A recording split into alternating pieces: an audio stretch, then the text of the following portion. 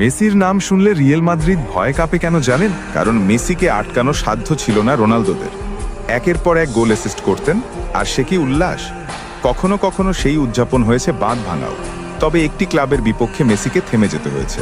প্রতিপক্ষের জালে বল জড়িয়ে উল্টো ক্ষমা চেয়েছেন ইন্টার মায়ামির তারকা ফুটবলার। কেরিয়ারে প্রায় 900 গোলের মধ্যে একটি গোল করে আজও মন কাঁদে মেসির। স্প্যানিশ সংবাদ মাধ্যম স্পোর্টকে দেওয়া দীর্ঘ এক সাক্ষাৎকারে ফুটবল কেরিয়ারে নানান বিষয় নিয়ে মন খুলে কথা বলেন মেসি। কোনো এক প্রসঙ্গে কেরিয়ারের আবেগঘন এক মুহূর্তের স্মৃতিচারণ করেন রেকর্ড 8 বারের ব্যালন ডিওর জয়ী। ঘটনা 2015।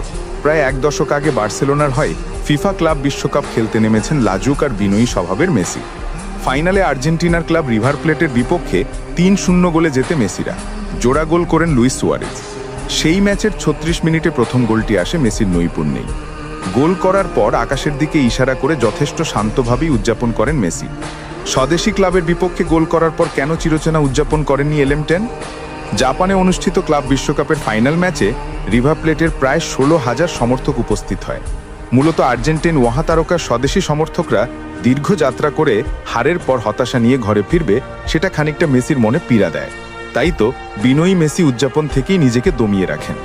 সেই ঘটনা শোনা যাক মেসির মুখ থেকেই। আমি জানি কতটা পরিশ্রম করেছেন সেসব ভক্তরা এই সফর করেছিল এবং তারা কতটা রোমাঞ্চিত ছিল। আর তখন আমি একজন আর্জেন্টাইন প্রথম গোল করে তাদের সব উদ্দীপনা নষ্ট করলাম।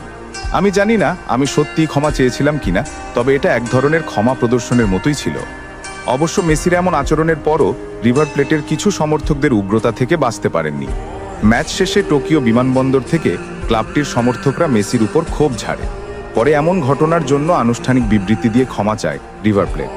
মেসি তার ক্যারিয়ার শুরু করেছিলেন রিভারের প্রতিদ্বন্দ্বী নিউয়েলস ওল্ড বয়েজে যুব দলের হয়ে, কিন্তু আর্জেন্টিনায় কখনো পেশাদার হিসেবে খেলেননি তিনি। ইন্টার মায়ামি প্রাণভোমরা ভবিষ্যতে আর্জেন্টিনায় ফিরে যাওয়ার সম্ভাবনার কথাও বলেন। আমাকে খুব ছোট বয়সে দেশ ছেড়ে যেতে হয়েছে, আর তাই জন্য আর্জেন্টিনায় খেলাটা সম্ভব হয়নি।